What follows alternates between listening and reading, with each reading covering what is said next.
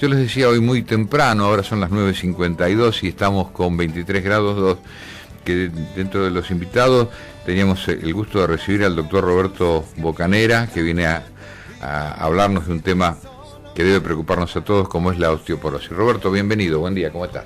Buen día, muchas gracias, Miguel Ángel. Gracias por invitarme. No, por favor, es un gusto tenerte aquí.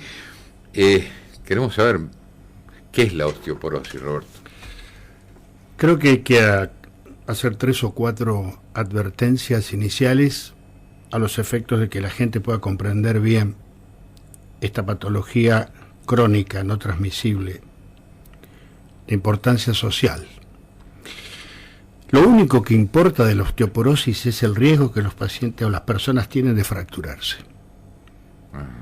Si los pacientes no se fracturaran, la osteoporosis no tendría absolutamente ninguna importancia. El segundo aspecto es que las fracturas más importantes, que son las de la columna y de la cadera, son muy tardías, 70 a 80 años. Que suma riesgo a toda la problemática, ¿no? Así es. Y lo tercero, que cada vez somos más personas adultas mayores.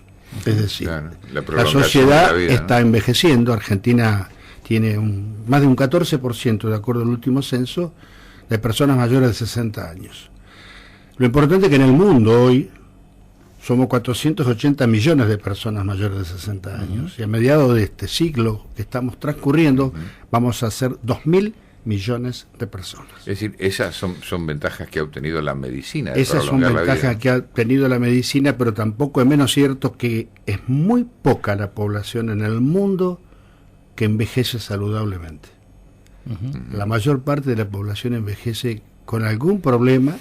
Gracias a la medicina sobrevive a los cánceres, gracias a la medicina y a los estilos de vida sobrevive a enfermedades cardiovasculares que antes eran mortales. Sí. Infarto agudo del miocardio, accidente cerebrovascular, etcétera, etcétera.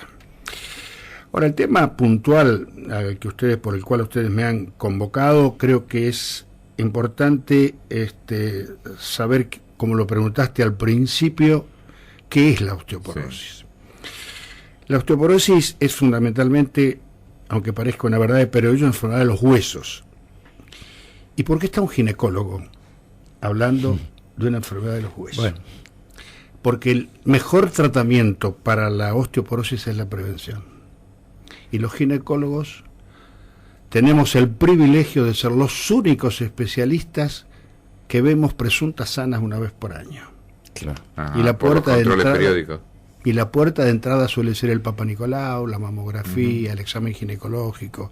Ninguna otra especialidad tiene esta ventaja comparativa, y entonces estamos en mejores condiciones de corregir lo más importante que tiene la osteoporosis, que son detectar tempranamente los factores de riesgo que lo pueden conducir muy alejadamente a una fractura. Ahora, permíteme, Roberto, esto podría hacer deducir, yo sé cuál es la respuesta, pero igual te quiero hacer la pregunta, que si el logro de la detección en tiempo y en forma está a cargo de un ginecólogo, este sería un padecimiento exclusivamente de las mujeres, pero es un error. No, es cierto. Lo que pasa es que es mucho más frecuente que en el hombre. Es mucho más frecuente que en el hombre, y aparentemente hay un factor de riesgo importante que se pierde a los 50 años, que es un factor protector, a los 50 años que se pierde y se convierte entonces en un factor de riesgo, que son las hormonas femeninas. Ese es un punto. Entonces, cuando se entra en el periodo de la menopausia. Cuando se entra en el periodo de la menopausia se pierden los estrógenos, y por lo tanto hay dos poblaciones diferentes en ese momento. Una que pierden rápido el calcio y otra que no lo pierden tan rápidamente el calcio. Lo difícil en la práctica clínica es saber cuál de las dos poblaciones podemos detectar y con qué métodos. Y eso quizás sea un hecho importante. ¿Y hay elementos en este momento preventivos? Sí, yo creo que, y esto es bueno aclararlo, hemos hecho avances fantásticos a lo largo de 30 años con respecto a drogas para tratar la osteoporosis. Pero hemos progresado muy poco en instrumentos diagnósticos de la práctica clínica para detectar todo aquello que pueda conducir a convertirse en un factor de riesgo para fractura y detectado por alguna metodología. En el acto preventivo estamos muy detenidos. Alejados. Entonces, ¿la tecnología no ha provisto de elementos como para ayudarlo? La tecnología, a lo que nos vamos a referir en instantes nomás, pero para esto, si me permitís, te quiero contar lo siguiente. Preguntarnos por qué se fractura un paciente. Se fractura por causas óseas y se fractura por causas no óseas. Y esto la gente lo tiene que saber porque es muy importante. Te explico por qué. Cuando un paciente se fractura, el protagonista más importante en este caso es el médico. En este caso el traumatólogo. ¿Por qué? Llega el accidentado, hace una radiografía, detecta la fractura, la opera, hace nuevamente una radiografía de la operación, después de la operación, y rápidamente, si el paciente está bien, a la semana se va a su casa. Concluye la práctica médica. Se terminó. Pero en las enfermedades crónicas no transmisibles, de la cual la osteoporosis es una, la enfermedad cardiovascular es otra, el protagonista más importante es el paciente. Lo que hace el médico es darle las instrucciones y los elementos necesarios para que él se haga cargo de los factores de riesgo y los corrija tempranamente en tiempo y forma. ¿Y cómo puede hacerlo eso, Roberto? Conociendo la patología. ¿Qué es la osteoporosis? La osteoporosis es todos los días que nosotros estamos realizando nuestra actividad diaria, vos, Ricardo, yo, cualquier mujer sufre pequeñas microfracturas. Levantar un peso, caminar, correr, pero esas fracturas son rápidamente reparadas por un mecanismo molecular que hace de que el paciente ni se dé cuenta que esa microfractura ¿es el propio organismo entonces? Es el propio organismo. Pone en marcha mecanismos fantásticos. Hay dos células, una que saca hueso viejo, otra que pone hueso nuevo. Cuando eso se desacopla, el hueso se torna poroso. Significa se necropsa, osteoporosis. No se necrosa, se torna poroso, se torna más frágil. Ajá. ¿Y por qué es protagonista el paciente o la persona? Porque muy tempranamente, 25 años, adquirimos todos el capital óseo que va a estar en los huesos, como si depositáramos la plata en el banco y nunca más la tocáramos. A partir de ahí vienen etapas de pérdida. Primero de estabilidad y luego de pequeñas pérdidas. Entonces ahí se comienzan a instalar los factores de riesgo que pueden conducir a deteriorar un hueso. Por ejemplo, la ingesta inadecuada de calcio cuando se precisa, no tomar sol adecuadamente por la vitamina D, que es la que mejora la absorción de calcio a nivel del hueso, por un lado, y por otro lado mejora la fuerza muscular, lo cual es muy importante y ya lo vamos a tratar cuando ustedes lo quieran. Y otras patologías que puede estar instalada, por ejemplo, las jóvenes que realizan una actividad física competitiva y no menstruan, no tienen estrógenos, debilita el hueso. La anorexia nerviosa, el reposo en cama por tiempo prolongado por otras patologías. Sí. El antecedente familiar del papá o la mamá que se hayan fracturado la cadera, el uso prolongado de corticoides. Y como ustedes ven, nosotros vamos constituyendo un grupo de factores de riesgo que cuanto más temprano se corrijan, menores probabilidades tienen de producir una fractura añosamente. Me preguntaban ustedes qué tecnología tenemos para detectarla. Claro, se decía si la tecnología acompañó la evolución clínica. Es de uso corriente que las mujeres vengan al consultorio del ginecólogo y muchas veces del clínico y de cualquier médico a pedir la densitometría. Es decir, doctor, no me va a pedir el estudio de los huesos porque me duelen todos los huesos. Los huesos no duelen por osteoporosis. Los huesos duelen únicamente, o el hueso duele únicamente cuando se fractura. Creo que la densitometría, con la densitometría se está abusando. Así es. Creo que hay que sacar la densitometría, como suelo decir metafóricamente, de la peluquería. Hay que poner en la peluquería la consulta en un profesional que atienda las necesidades de la patología en cuestión. Lo único que la mujer está perfectamente establecido y pautado por consensos internacionales es que tiene que ir una vez por año al ginecólogo, hacerse un Papa Nicolau una vez por año y una mamografía después de los 40. Eso sería lo riguroso y lo que no se puede obviar.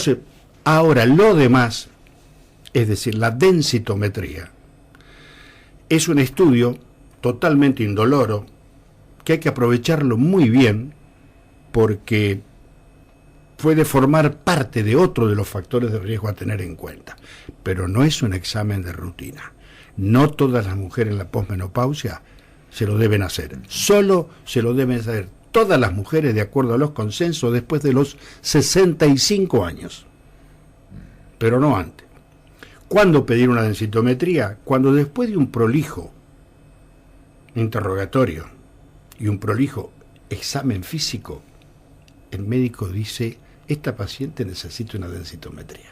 Aún evaluando también los antecedentes familiares. Todos.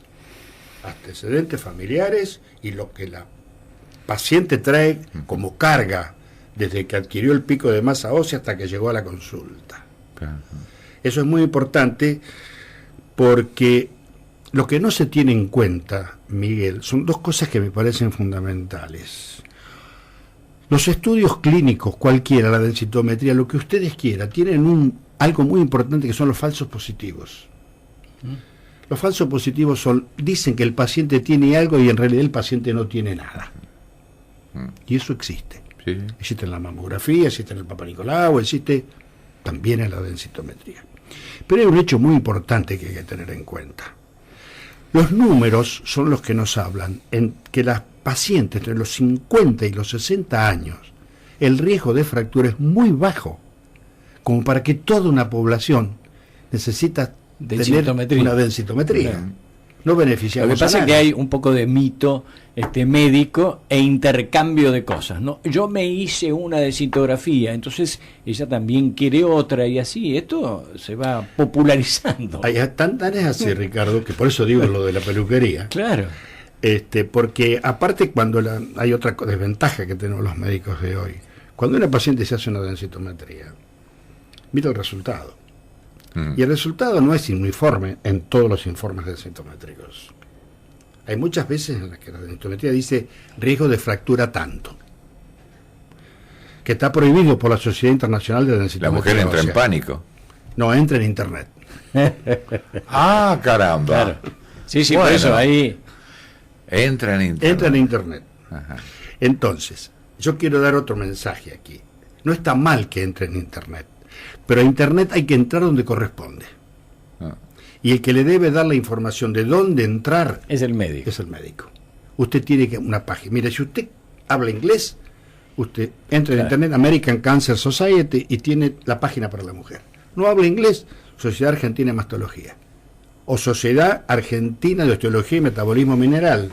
No entrar en las páginas de los opinólogos. No, si pone Wikipedia, mal. Mal. Razón por la cual los médicos hoy día somos más cuestionados. Sí, claro. Y aparte, previamente a la visita médica o a la consulta médica, han pasado por internet. Por lo tanto, llegan casi sabiendo más que o pretendiendo saber más que el médico. Pasa, por ejemplo, Ricardo, con el Papa Nicolau. Cuando el Papa Nicolau es negativo no hay problema, pero cuando el paciente retira el Papa Nicolau y ve algo, me voy a internet. Se va a internet, claro. Internet le dice cada cosa y no es así. Es el médico que está correctamente informado el que le va a dar. Ahora, hay algunos procedimientos médicos entonces que no ayudan a que una persona se trate correctamente. Deduzco de esto, porque el resultado de uno de esos estudios, ¿por qué tiene que ir primero a manos del paciente y no del médico que lo trata, para analizarlo? Es una cuestión del sistema de atención médica de la República Argentina. Vos tenés varios, el sistema de la seguridad social, sí. El sistema de las prepagas, el sistema hospitalario, y nosotros, las cosas van cambiando. Es decir, nosotros teníamos un sistema a nivel privado en el cual el papelero nos llegaba primero a nosotros. Nosotros teníamos el informe primero, cuando venía la paciente, lo retiraba e entraba al consultorio. Ahora tiene que ir a otro laboratorio, se lo entregan, lee cosas que desconoce, demora en venir, y entonces se angustia en realidad inútilmente, ¿no es cierto? Y eso no colabora para nada en el trabajo que después el clínico, como en tu caso, debe hacer, ¿no? Lo complica. Lo complica y muchísimo. Porque si hay una cosa que no aprendemos en la Facultad de Medicina, no hay una materia, es cómo comunicamos el riesgo a un paciente. Es muy difícil comunicar el riesgo. Porque yo le diga, mire, usted tiene el 20% de riesgo de... El 20%, o sea que tengo también el 80%. El 80% a favor. A favor. ¿Cómo se lo digo?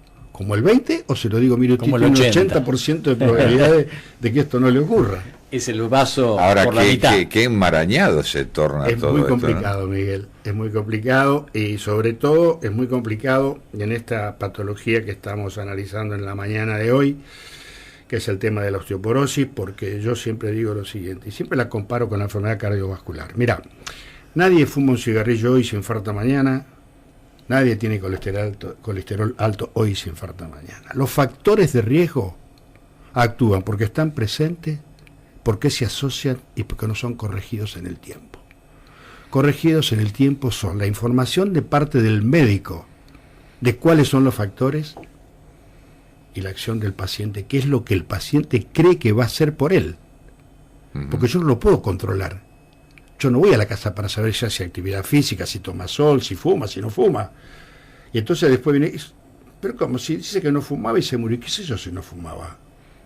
Suponemos que no fumaba. Entonces, por eso quiero poner énfasis en la importancia del protagonismo del paciente, hacerse cargo, es decir, del control de los factores de riesgo. El médico hace el examen, si lo considera necesario por los antecedentes, se apoya en la tecnología, pero la tercera pata es el paciente, sí o sí. Sin ninguna duda, particularmente para las enfermedades crónicas. Si vos tenés una angina, te miro la garganta, veo las placas, claro, te doy el antibiótico y punto. Vos no tenés más que hacer que tomar antibiótico. Tenés fiebre, etc. Pero las crónicas es absolutamente diferente. Entonces, me parece importante saber que un aspecto, estuvimos hablando recién de los factores esqueléticos, pero hay algo.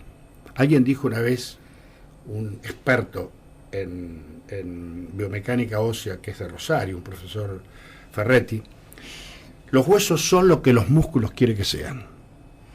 A ver, Roberto, ¿cómo es eso? El músculo actúa por diferentes mecanismos, pero hay un hecho de fundamental importancia para no complicar la cuestión.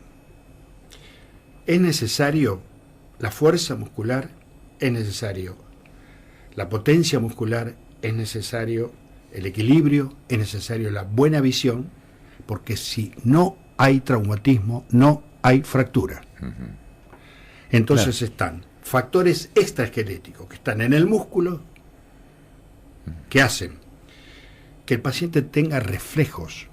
Por ejemplo, cuando se es más joven y se tiene osteoporosis, porque siempre el traumatismo es mínimo, ¿por qué las mujeres primero se fracturan la muñeca y no se fracturan la cadera? Porque tienen el reflejo y cuando caen apoyan la mano. Claro. En cambio, el anciano ya perdió el reflejo desde su posición de pie sobre la cadera. Entonces, nosotros hoy escuchaba una conferencia aquí en San Nicolás de un médico de Buenos Aires y decía una cosa muy interesante como cosa práctica, ¿no es cierto? El riesgo ambiental. Entonces dice, hay que preguntarle al paciente, dígame, ¿usted se levanta a la noche para ir al baño? Sí, me levanto. ¿Prende la luz? No, me queda enfrente. No lo haga, porque un día se va a encontrar que un nieto le puso algo en el medio, una zapatilla nada más. Y que ese pequeño traslado se transforma en un desastre. Así es. Sí. O sea, buena iluminación, cuidado con los anteojos bifocales. Bueno, por eso te iba a preguntar, influye evidentemente el equilibrio, el oído, influye la vista, influyen un montón de cosas en eso. No solamente lo físico, digamos, en el tratamiento de una caída o algo así, influye para prever no caer el oído, la vista. Totalmente. Fíjate vos, no sé cuándo llevamos de programa. Pero no. Está entretenido. Pero hemos estado hablando hasta ahora 10 minutos en donde el paciente no tiene que gastar un peso. Claro. son todas medidas de prevención. Son actitudes de vida que actitudes de vida, esa es la palabra. A ver, yo vengo a buscar información porque me dijeron que la osteoporosis es importante. ¿Qué es lo que usted me puede decir que yo puedo hacer por mí? Claro. ¿En qué puedo colaborar? ¿Yo cómo puedo hacerlo? Entonces, digo siempre que hay 3 o 4 patas fundamentales. La alimentación, la actividad física, la vitamina D. ¿Por qué no la incluyo en la alimentación? Porque la fuente más importante es el sol. El sol. Lo que pasa es que ahora se ha generado mucho temor sobre el sol. Está bien, pero no es, te explico. Vitamina D, colocando el dorso de la mano, de las manos. Ya estás tomando vitamina. 15 a 20 minutos todos los días. No es necesaria una exposición total. No. Así que con poner el dorso de la mano... Porque si yo digo que tiene que tomar sol, me matan los dermatólogos y claro, no es necesario. Es decir, llega el mediodía, el sol cae en forma vertical. Pongo las 2 manos, que me dé el sol sobre la parte superior de las 2 manos, y ya estoy recibiendo... La cantidad de rayos ultravioleta para que en la piel conviertan el colesterol en vitamina D. Ajá. Que después ingresa al organismo, pasa por el hígado, pasa por el riñón, y la transforma en vitamina D activa. La vitamina D es una hormona que tiene funciones cada vez más importantes. ¿La podemos encontrar en otros elementos? Hay pescados de mar profundo, aceites de pescado muy difíciles de conseguir. De conseguir. Más en la zona que estamos. Y por otra parte de que los pacientes se acostumbran a ese tipo de comidas y demás. No, pero con el sol es... Vos referías hace un ratito nada más, antes de que se me vaya esta idea de preguntarte, sobre la evolución muscular. Eso también es el aporte que tiene que dar el paciente, ¿no es cierto? Fortalecer muscularmente su cuerpo. ¿Cómo es esa etapa, Roberto? Eso es muy importante. Los músculos tienen una memoria fantástica. El problema es que la pierden rápidamente. Uh-huh. Y recuperar eso no es una metáfora, es cierto. No, eso es cierto. Es decir, hay algunas condiciones fundamentales para lograr recuperar la fuerza muscular. El primero es el estímulo. Y el estímulo debe ser dirigido. Entonces, ¿qué es lo que mejor que puede hacer? Primero, que adquiera capacidad aeróbica. Lo puede hacer muy barato. Compra un buen par de zapatillas y sale a caminar. Es el transporte de su cuerpo, no es poca cosa. Nunca un sedentario debe iniciar rápidamente a caminar 40 cuadras por día. Primero debe ser una consulta cardiológica, sobre todo una persona mayor, para saber con cuánto comienza. ¿Qué capacidad tengo para encarar esto? Y después ir progresivamente aumentándola. La mejor fuerza muscular es adquirida fundamentalmente en un gimnasio donde es posible a través de pequeñas pesas estimular el músculo. Uh-huh. Lo que pasa, y esto es muy importante, es que el médico debe prescribir el tipo de actividad física que el paciente puede hacer y dejar constancia de cuáles no puede ni debe hacer. Porque los profesores de educación física están preparados, pero el médico no prescribe. Dice, vaya al gimnasio. No vaya al gimnasio, no. Lo que pasa es que creemos que estamos autorizados a disponer la actividad de nuestro cuerpo. Yo salgo a caminar, pero sin control. Y esto no es bueno, ¿no? No es bueno, pero de cualquier manera, Ricardo, vamos a ser prácticos también. La gente hace lo que puede.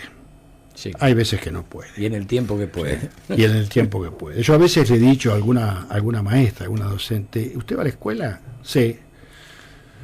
¿Y a cuántas cuadras le queda? A 20. Voy en auto. Uno va caminando. Y no, porque así le va a ser fácil. En ciudades más grandes, les digo, bueno, si va en auto, deje el auto 20 cuadras donde está el trabajo, vaya al trabajo y vuelva a tomar el auto. Que en ciudades grandes ocurre. ¿Qué ocurre en ciudades grandes? El médico en su consultorio sabe qué actividad física puede realizar un paciente y qué actividad física no debe realizar un paciente. El otro tema tiene que ver con la alimentación.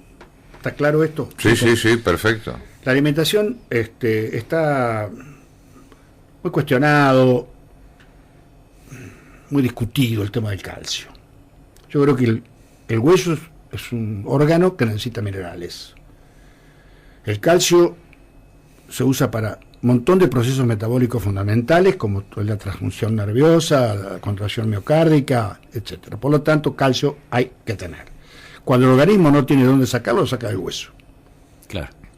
Entonces, una ingesta moderada de calcio, que alrededor de 1 gramo, entonces, ¿qué hay? Hay, ¿cómo se llama? Algunas tarjetas ad hoc que nos permiten saber cuánto consume de calcio y cuánto debe agregar de calcio. La mejor manera de adquirir calcio es con la alimentación. La suplementación con calcio, si es posible evitarla, mejor, pero si no se puede, no hay inconveniente para suplementar. Pero eso es como última instancia, si no, ir a través de los alimentos. A través de los alimentos. Lo mismo que el sol. Si no se puede el sol, se suplementa con vitamina D. ¿Y esos alimentos, qué características deben tener, Roberto? No, los alimentos son, la base fundamental son los lácteos. Un aporte de una dieta balanceada normal te aporta alrededor de 250 a 300 miligramos de calcio, sin nada de lácteos.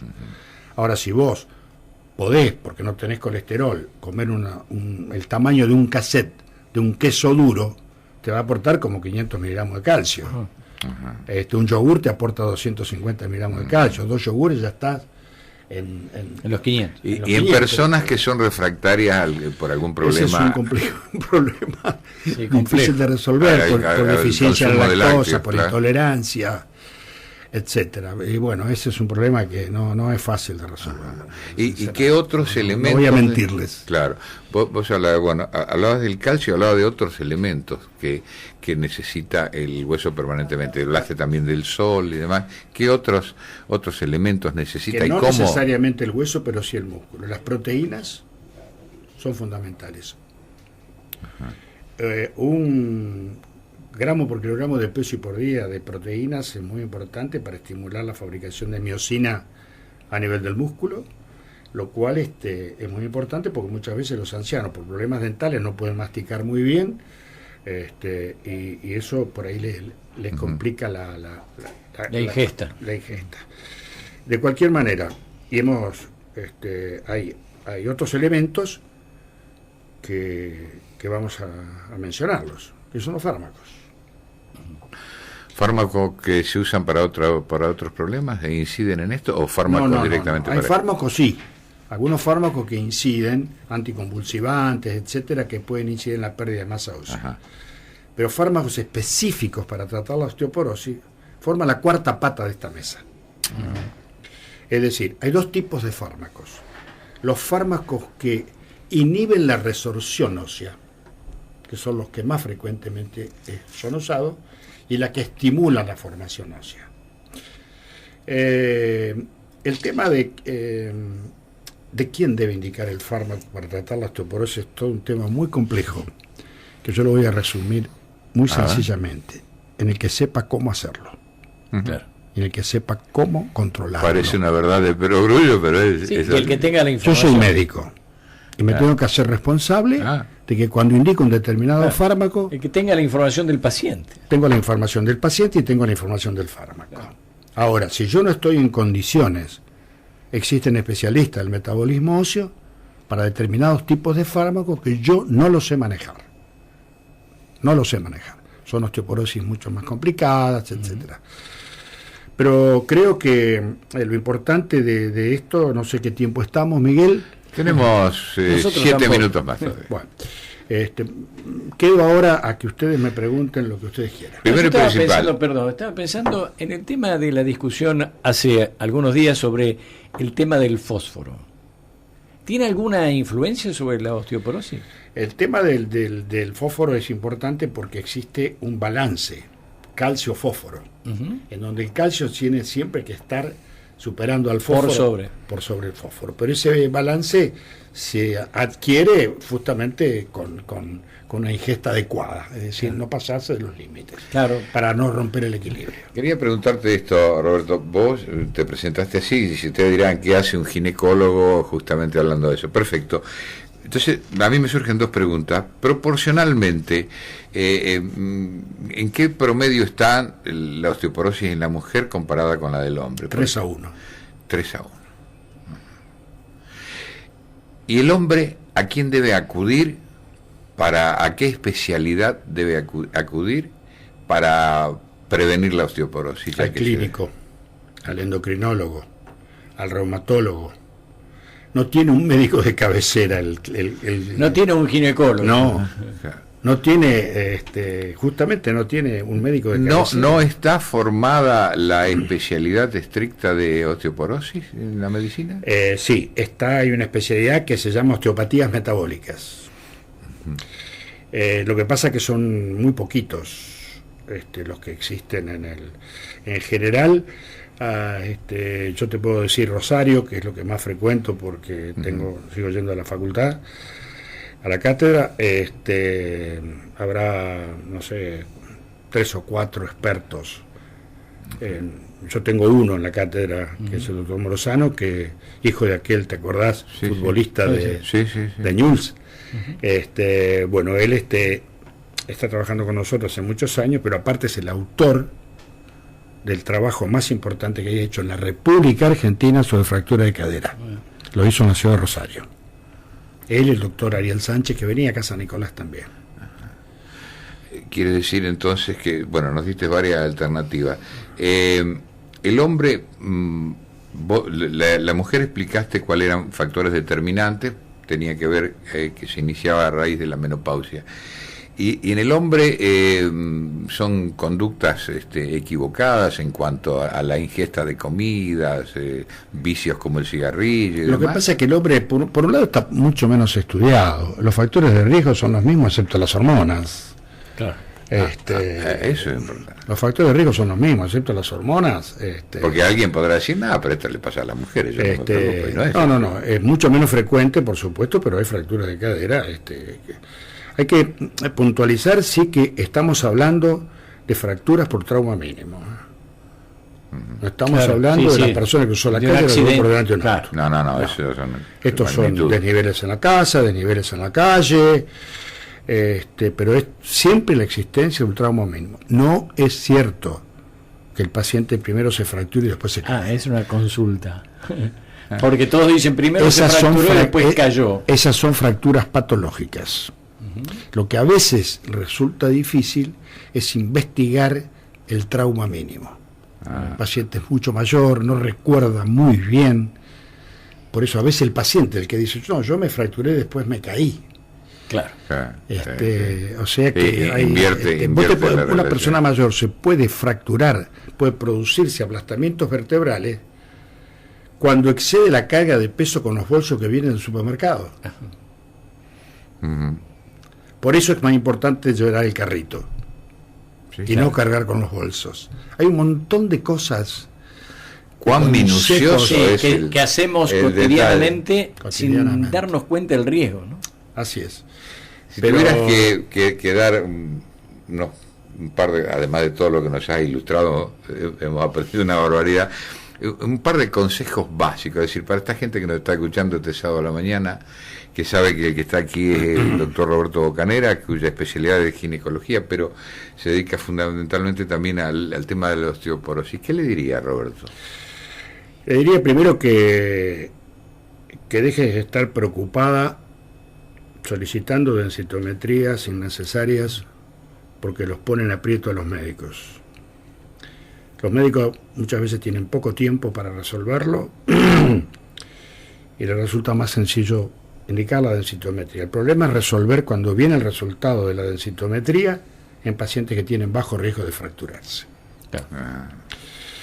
Segundo hecho, no espere llegar la menopausia para ingerir la cantidad adecuada de calcio, para tomar el sol que corresponde y con el cuidado para evitar las lesiones que no corresponden y hacer actividad física.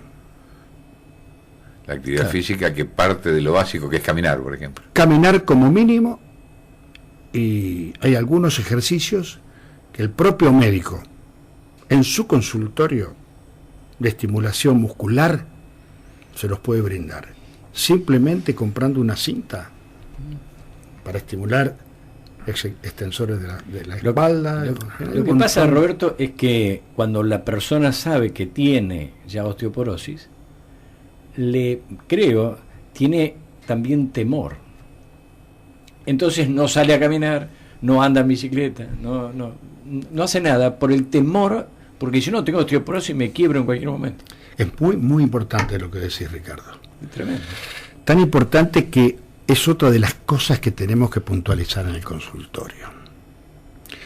Usted tiene un diagnóstico densitométrico de osteoporosis, porque dice acá este valor que está dentro del rango de una clasificación internacional de osteoporosis.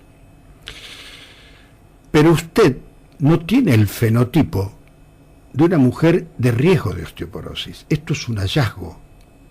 Hay que esperar en el tiempo cómo evoluciona su masa ósea. Claro. Pero hay cosas que le van a hacer bien, no solo para la osteoporosis. Aliméntese bien, haga actividad física, tome sol. Y después de la próxima densitometría veremos. Roberto, muchas gracias por haber venido, ¿eh? Realmente nos has dado una charla. Se nos pasó el tiempo. Pero fíjate que hace de las 10 menos 10 que estamos charlando, van a ser las 10:30, ¿no? Yo les agradezco muchísimo a ustedes por el hecho de permitirme llegar a la gente y poder darle estos consejos que creo que son los que van a hacer que podamos disminuir con el tiempo el riesgo de fracturas. Te quiero aclarar y le quiero decir a los oyentes que la nota completa va a ser publicada en Facebook, para que quien no tuvo la posibilidad de escucharla esta mañana en su casa con tranquilidad lo lea. Nuevamente gracias por haber venido. Gracias a ustedes.